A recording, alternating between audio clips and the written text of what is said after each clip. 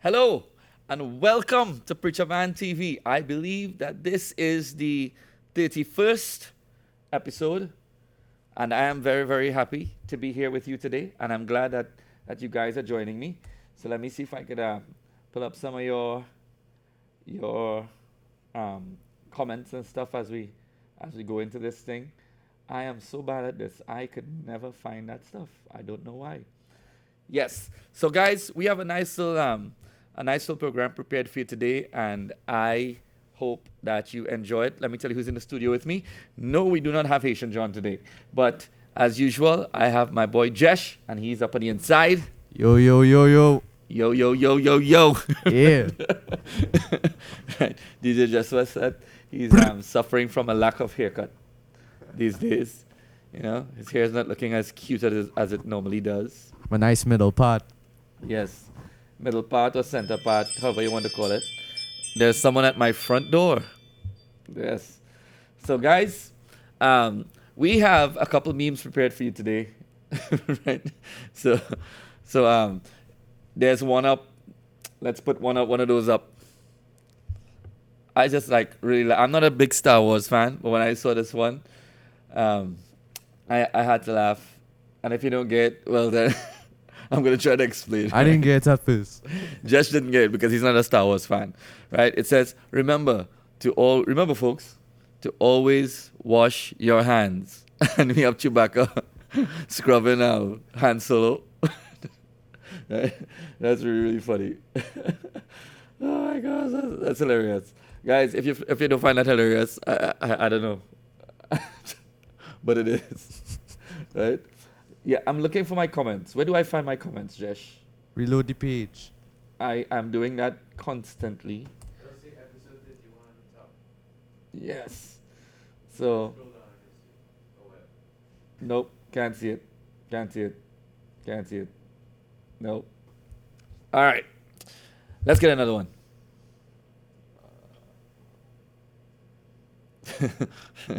Yeah, when you're tired, this stuff when you're tired of quarantine, this stuff begins to make a whole lot of sense. Therefore, social distancing. Struck up a conversation with a spider today. Seems nice. He's a web designer.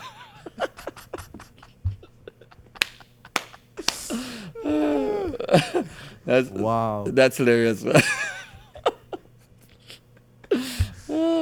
Guys, please tell me that you think that's funny. Because I think that's hilarious, man. Give me another one. Give me another one. There. All right. Turns out my three hobbies are eating at restaurants, going to non-essential businesses, and touching my face. Exactly what they tell you not to do. That's exactly what you feel like doing. Oh, yeah. During this time, too. Huh? During this time, too. Oh yeah, definitely. Let me get another one. I just had to put this one in. You know, I'm no expert on COVID-19, but this is the cure. By the way, for the younger folks in the audience, the Cure is a band. That's a picture of the guys you're looking at there, right? Mm. Right. So I may not be an expert on COVID-19, but guys, this is the Cure. All right. Let me see another one. Oh, my. Oh, no. This is Batman after quarantine. I think right now, if I go into a Batman suit, I look exactly like that. So, I think there's something called a quarantine 15, I think, or something like that. I heard, where after this, you're guaranteed, you're gonna add 15 pounds or something like that. Wow. I don't know how they came up with that number and I don't know how they made that estimation because there's no way of knowing how long the quarantine was going to last. But for some, I guess it's because it rhymes quarantine and 15, right? They came up with quarantine 15. So by all indications, however, I think the 15 is quite accurate. I think we are on par, taking that extra 15 pounds. Yeah. By the way, I'm not eating any junk food or anything like that. I'm trying to keep away. Even though today I had Chick-fil-A for lunch. Yes. Yes, it was delightful. You know, whenever we talk about Chick-fil-A or Trinidad KFC, you want to have a moment of silence. Yeah, Chick-fil-A was good. I think I have another one, right? Let's see him. A nice Zoom meeting right there. Huh? A nice Zoom meeting. Yeah. Um, if if the Last Supper had to be done in 2020, That's what it would have looks looked like. just like this. Yeah, it would be done over Zoom. Did I tell you guys I had a Zoom meeting recently? I ministered to a group of people on Zoom. Most of them were from Jamaica. Yeah, that was quite insightful. It was my first time using Zoom, and I felt sorry for the poor guy who was hosting the thing because he was like, "Can you please press mute? Can you please press mute?" And I was like, "Oh my gosh!" It was so sad, how he was trying to control this little group of people, but that's what the Last Supper on Zoom is gonna look like. I hope that there's not people out there who believe that church is gonna look like that, in the future, because then we're gonna have a lot of people in trouble if you see that's the way we have to go. Because I know that we wouldn't, the church wouldn't settle for that. We've been really, really kind, and we've been saying, okay, we'll do the social distancing, and most churches have not gathered within this time. But there are powers that be that really want to make that permanent. Trust me, that wouldn't work. Trust me, it wouldn't work. Have any more? Nope. All right. Yeah, because I think I had 6. Yeah. So guys, those are my memes for today. I cannot see any of your comments or anything like that. So I guess I just have to wing it today because I normally interact with you guys, but I just can't find it anywhere, man. I'm coming. Josh is coming to rescue his dad. I never thought the day would come when I would be the yeah. So see, we have that. I pull that up there. When I would be the, what you call it, the noob. Well, not the newbie really, but the old guy who doesn't know about technology. Technology has left me behind. Oh, there you are. Arion is like, I need some Chick-fil-A right now. Okay, Arion. Well, now I could hear your virtual laughs. I see a lot of laughing emojis. So I think that was so I think my stuff went over. It was good. It went over well. Yay. Brandon is like, yo, yo, yo. I'm now reading some of these comments. They're hilarious, man. All right. So, guys, I want to get into the topic of the day.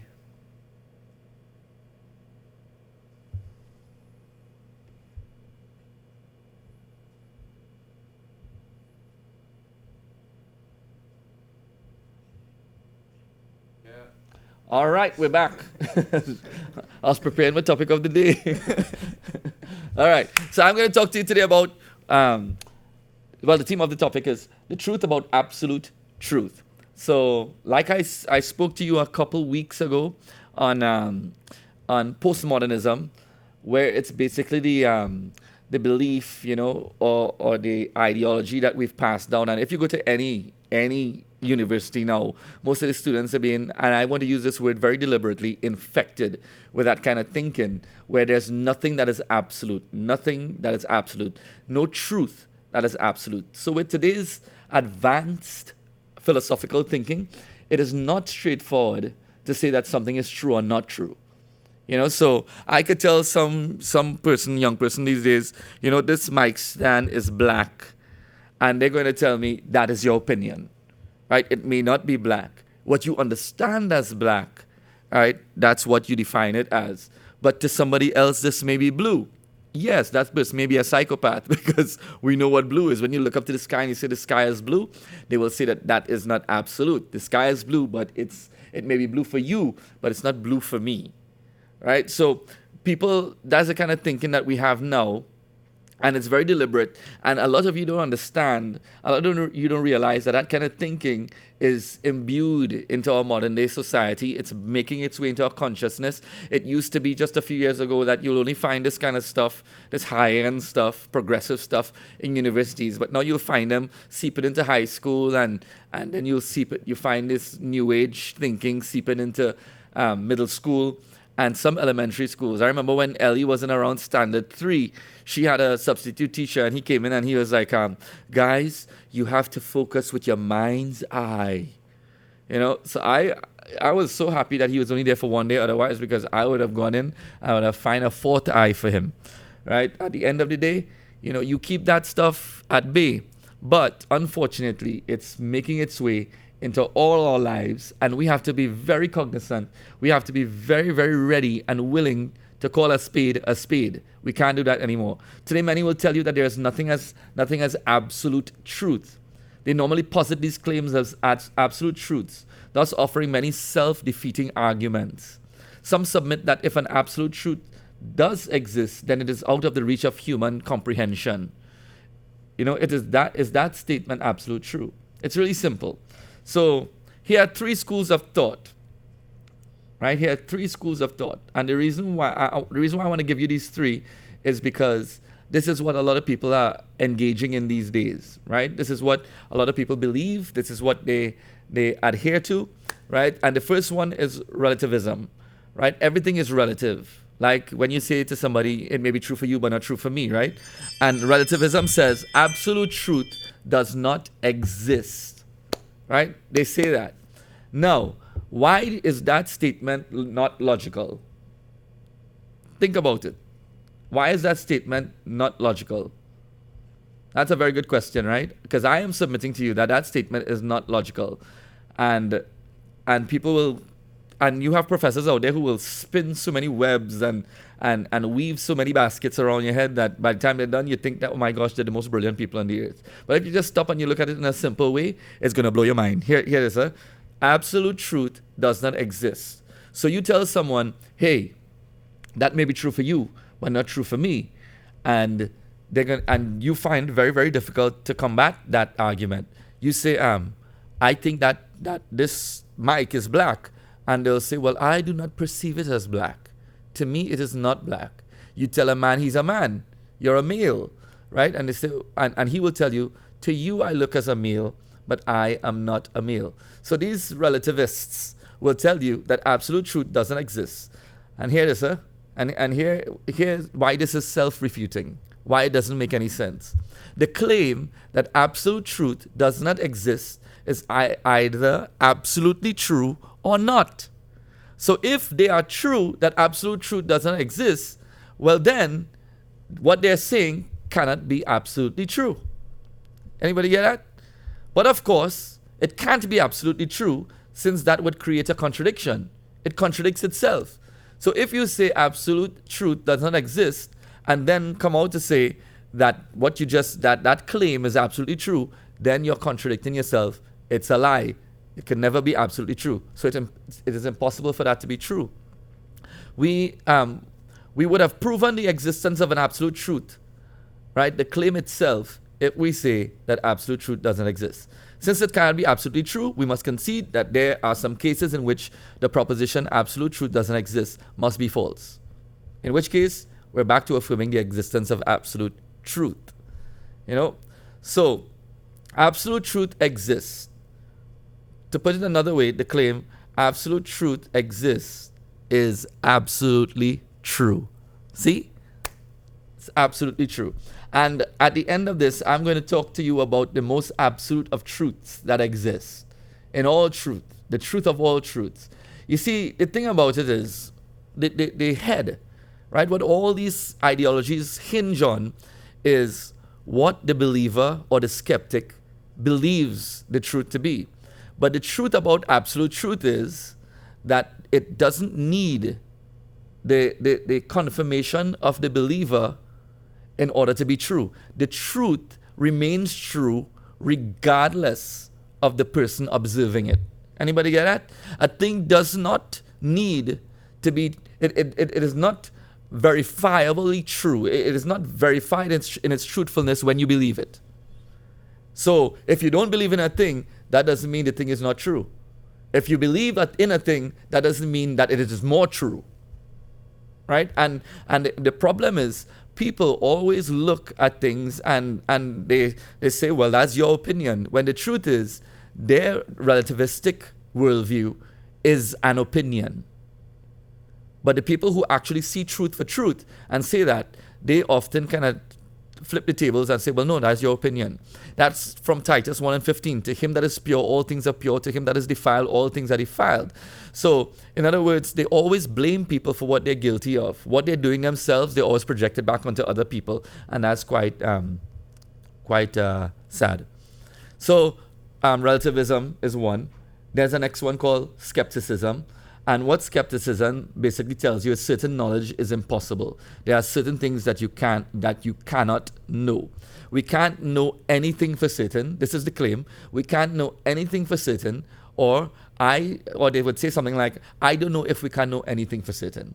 So I don't know if we can know anything for certain. So here why this is self-refuting. There is one subtler self-refutation than the first, because it looks humble. After all, if I can say I don't know the number of stars in the universe, why can't I take it a few steps further and say I don't know anything for certain? And that's the kind of logic that they use. It's simple, really. Because in saying that you're claiming to know something about your own knowledge. So again, a person tells you, we can't know anything for certain. You have to ask that person, so what you're saying there, do you know that for certain? When you say I don't know X, we're saying I know that my knowledge on X is inconclusive. Therefore, you're basically saying I know this to be true. Therefore, your statement that we cannot know anything for certain is false. Make sense?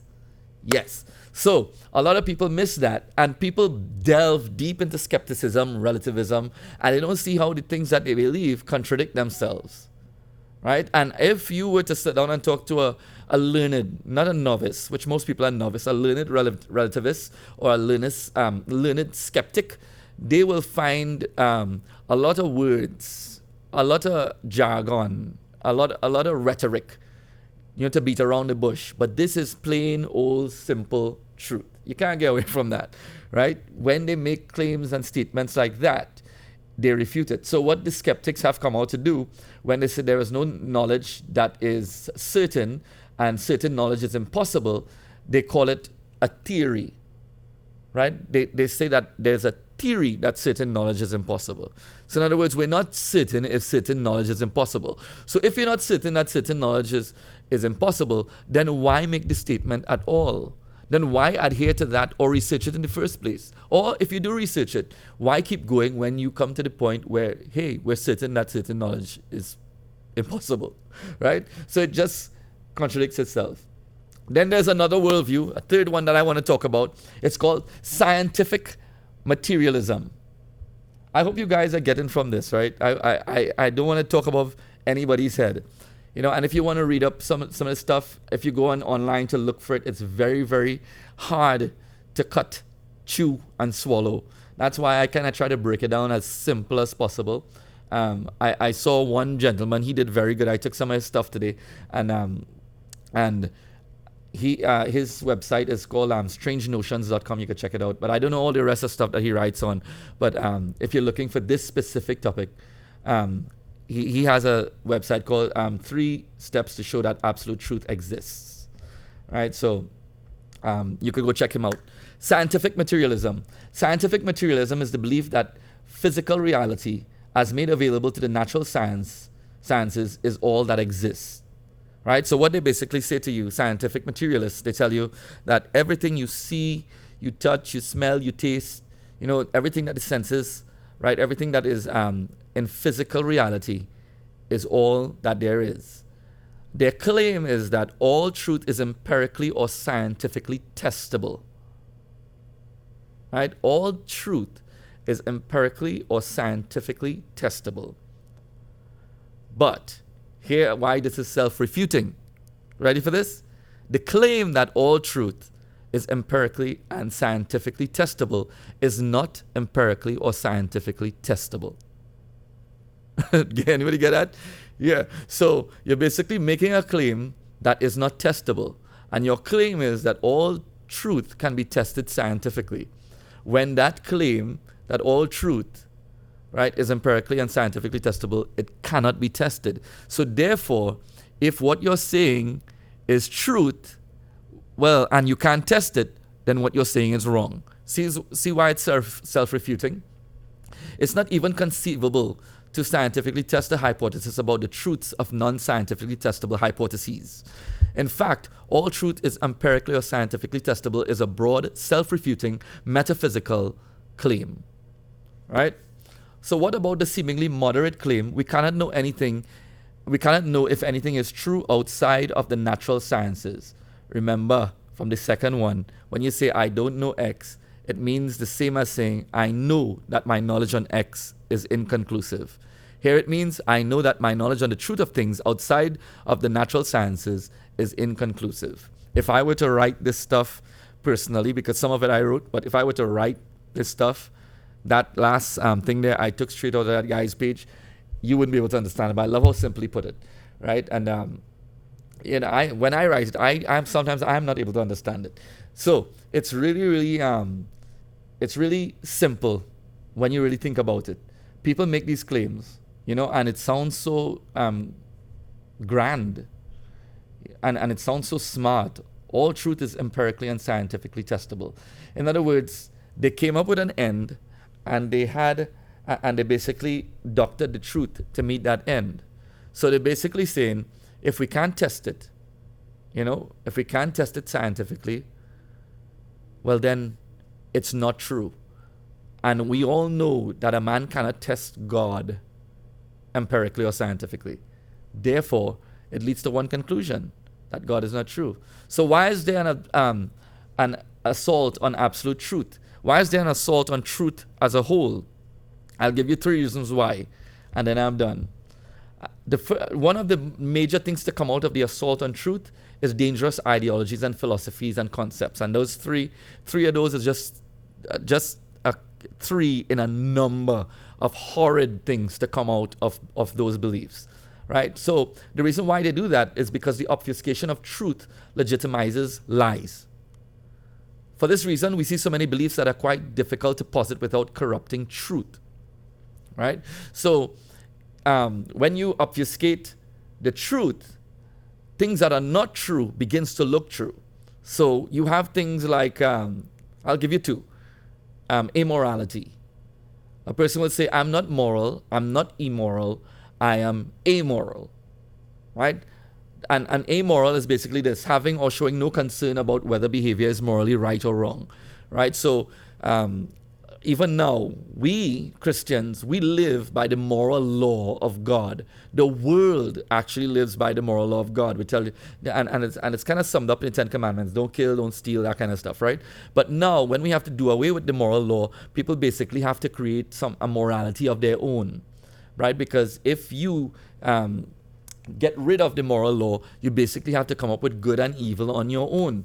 But every single person, the pedophile is now saying, I have a right to love who I want to love. And you can't tell me that it's wrong, because what may be wrong for you may not be wrong for me. What makes me happy may not make you happy, but it makes me happy. So therefore we come up with things like, listen, I am immoral. I don't see that my behavior is morally right or wrong. From the moment you do away with the moral law, and the reason why they do away with the moral law is because you cannot have a moral law without a moral lawgiver. And I know people could argue that, but I just plain old simple clear. The moral law as set forth for humanity must come from a perfect moral lawgiver. You have to understand that the moral law, which even the church is preaching against today, right? The moral law is not just a group of laws that God, implemented or he set forth amongst humanity. The moral law basically denotes the character and the nature of God. It's leading to a specific place, right? It kind of delineates what God, the nature of God. And the bottom line is, when Jesus came, he said, I came to fulfill the law. In other words, I am now going to add the flesh and the blood to this law. He was the embodiment of the word of God, the law of God. Right? Now, because of the same kind of thinking, right, and where we get rid of absolute truth, now people could tell you, well, I am neither male nor female. I'm gender fluid. And they tell you things like gender is a mere social construct that we made up. You know, I mean, almost every civilization in the history of humanity, we had male and female. It's only now we're basically saying, well, guys, gender is a mere social construct. And I know some people are going to say, well, if you look back in your history books, there's a tribe based down and blah, blah, blah, blah, right? When the truth is, anybody could write that. It's not a good argument to make, but that's the truth. Anybody can make, they go on and nitpick tiny little things, tiny little instances, and they blow it up, and they make it a great big deal. It's kind of like similar what's going on to the COVID-19 thing right now, right? Where we have people, they come and they say, oh my gosh, at first I didn't believe in this whole COVID-19 thing. I thought it was a hoax, but now I believe it's true. Why do you believe it's true? COVID-19 is real, by the way, just saying, right? Why do you believe it's true? I believe it's true because, oh my gosh, when you look on TV, all those deaths, the amount of people dying. And I was telling somebody yesterday, think about it. We've always had deaths, and we've always had deaths in great numbers, right? But we've never had it covered like it's covered now, right? So now because you're seeing that, you're thinking it's existing. Because you didn't see it all the time, you're thinking it wasn't as bad. But for those of you, I don't want to put words in anybody's mouth. I want you to try this. Go home and check up some stats and get some reliable, reliable websites. And go check up the stats and see the death rates, coming through the years, per month, or per quarter, and see how the numbers are running, even with COVID-19. You might be surprised, right? The next thing, the reason why there's a war on absolute truth, an assault on absolute truth, the first one is because it paved the way for dangerous ideologies, philosophies, and concepts, like immorality and gender. The second reason why there's an assault on absolute truth is John 8:31. Truth is liberating. Jesus said to the Jews, which believed on him, if you continue in my word, then you are my disciples indeed, and you shall know the truth, and the truth will set you free. Truth is liberating. Truth affords the ability and potency to navigate the turbulent waters of existence. Once you've tasted of true freedom, captivity, especially mental captivity, is never an option, never a viable option, never something that you choose. Right? And when you come to Christ, you know truth. He said, because you're my disciples, you shall know the truth, and the truth shall make you free. So truth liberates. If you see a person knows the truth, and knows exactly the location of everything in the room, you could take the light off, and that person will be able to navigate his way out of that room without hurting himself. But once you see that person doesn't know what's in the room, and all he knows is what someone else has told him, then chances are he's going to get hurt. You need to know the truth of exactly everything that is in the room. Well, guess what? The creator of the universe, he's telling us everything that we need and everything that is on the path to eternity. He is the only way we could get out safely. The only way. Right? And some people just don't get that. Right? Truth is about, now hear this, truth is about sin, health, laughter, strength, bread. Truth is about life. Truth is liberating. Truth tells you what sin is. Truth tells you how to be healthy. Truth tells you that laughter is the best medicine. Yeah? Truth tells you that the joy of the Lord is your strength. All those are truths. Truth tells you that Jesus is the bread of life. Truth tells you that he is life. And that is liberating. It really is. And the last thing that I have today, the last reason I want to tell you why absolute truth is under a vicious assault is because Jesus said, I am the way, the truth, and the life. What did he mean when he said, I am the truth? What did he mean when he said that? I'll tell you what he means. He is everything that is true. He is what ensures our very existence. The Bible says in Acts 17:28, for in him we live, in him we move, In him we have our beings. You know what that means? Our very existence is found in Christ. You know, I was, for those of you that missed my sermon last night, you want to go check it out. I spoke a little bit on hell for a short period in the sermon. And I was telling them that hell is eternal separation from God. That's the greatest thing in hell. That's what makes hell hell. The absence, the eternal separation from God. And when you read about the torments in hell, it is crazy. But the torments in hell are as a direct result of an absolute and a separation from God. So, for instance, the Bible says in darkness, in hell, there is thick darkness, right? You'll find darkness in hell. Think about that. The Lord Jesus, he is the light of the world. This is telling you that he's the literal light. When you go into hell, it is darkness. As a matter of fact, the Bible tells us that when we go into the new kingdom, the new heaven, right, there will be no sun. Why? Because Jesus will be the light. God will be the light in that place.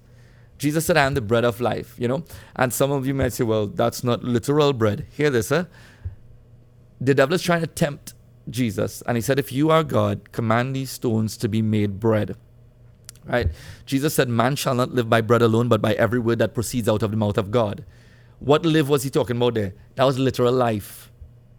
Jesus was saying, he is the bread, right? And it may not be bread, literal bread, but the bread he's talking about is something that gives you natural, literal, physical life. In hell, you have no life. You only have eternal death. That's what hell is. Well, Pastor Jay, that can't be true because you would not really die. You see, being dead and death is two different things, right? When a man is dead, he's not dying. He's not experiencing death. He is dead, right? In hell, death is what you will be experiencing. You will be always in death, but never dying. Anybody get that? But never dead then, right? So that's what hell is. Jesus, he said, I am the living water. And in hell, there is not a drop of water. What is this telling you, folks? I hope you're getting some from this. This is truth, and this is the truth to life. This is who we are right now on the planet. That tells you that the air you breathe, the water you drink, the bread you eat, the strength you feel, the joy of the Lord is your strength, right? Like I told them, I saw one man who had an NDE and he went to hell. He lived, God raised him back up to tell the story. And he said, from the time he landed there, he was so weak that he couldn't get up. He said the only thing he could describe it as like when you're really sick and you have a fever and you have a cold and you feel horrible and you're weak and you can't move. He said, when you get into hell, it's like that. But the Bible says the joy of the Lord is your strength, physical strength, right? So everything, the bread that we eat, the food, the water, our joy, our strength, as we experience it on the earth right now is from God. Right now is from God. But I like how that gentleman put it, and I quoted it yesterday. Right? He said, if you want to have nothing to do with God, well, there's a place that is prepared that has nothing to do with him. Right? So many people say, well, why would a good God send anybody to hell? We have Christian people teaching that these days. Supposedly Christian, and hell is not real. Some say hell is a place on the earth. Why? Because hell is so morbid. There's not even words to describe how ridiculous hell is, right? Hell is so nasty that we don't even want to imagine it being real. But I assure you it's real. And the reason why I say it's real is because Jesus Christ, who is the truth, said it's real. Right? And it's so morbid, it's so ugly, it's so nasty. No one should want to go there. But what God is saying right now, every single person that is on the earth, and here is truth, and this is what men do not want to admit. Every single person living on the earth, whether they're saved, unsaved, Hindu, Muslim, Sikh, Sai, Christian, Anglican, whatever, atheist, whatever, every single person is living because of the mercies of God. And he's giving you the chance to make the choice now. Here's a question. If God knows all things and he sees all things, right? I'm not seeing the comments moving, so I guess everybody listening to me or everybody disappear, right? If God knows all things and he sees all things, then why would God create Adam and Eve and put them in the garden knowing that they were going to sin? And not only that, he put the tree of the knowledge of good and evil. Why would he do that? I need an answer. Somebody give me an answer in the comments there. And some of you might say, well, Pastor J, that's too long an answer to type. I agree with you, so I'll give you the answer. Why would God do that? I'll tell you why God would do that.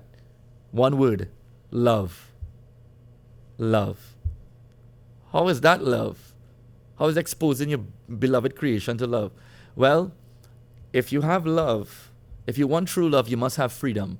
If you take a gun and put it to somebody's head, right, and say, tell me that you love me, you only have to be a psychopath for the person whose head the gun is held to if they says, I love you, and you believe it.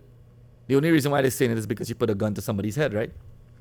Well, you have to have freedom with love. Freedom, what kind of freedom? Freedom to freely express love in the face of evil, in the face of unrighteousness, in the face of having a choice. Love must be a choice. And in order to make a choice, you have to have freedom. If God didn't put the tree of the knowledge of good and evil in that garden, well, guess what? They would have never had the option to know. And that's the bottom line. They would have never had the option to love. If God didn't create man with the option to err, with the possibility to err, then we would have been just as machines walking around, impossible, making it impossible to make a mistake. But he knew that he would make a creation, that he would create a being who would love him, a being that he made in his own image, his own likeness, a being that would love him when they discover who he is, when they discover that he is the truth. Pontius Pilate asked Jesus, when he said, Jesus told him, I came to bear witness to the truth. And Pontius Pilate asked him, what is the truth? Jesus didn't answer, as if to basically say, without words, dude, you're looking at the truth. I am the truth. What truth is he? He is the absolute truth. What is that absolute truth? He is the very essence of our existence. Everything that we have, everything that we are, all things were created by him. And without him, there's not anything made that was made. Yep. And that is what I want to talk on absolute truth today. I hope you guys got something from that. I hope you were blessed by it. I hope that you learned something.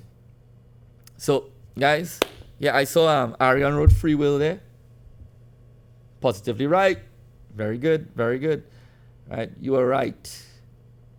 All right, let me see. He spoke about it yesterday. Hell, yeah, if you want to go see that, go look at Wednesday night sermon.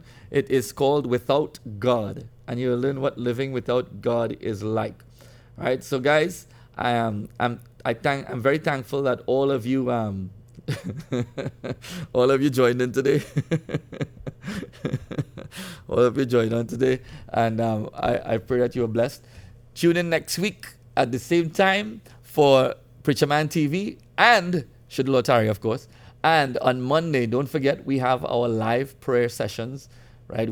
Monday at midday. Every Monday, we've been doing that since Preacher Man started, I believe, right? Every Monday, we go live and we have prayer. And that's when I get a chance to pray for all your needs and whatever.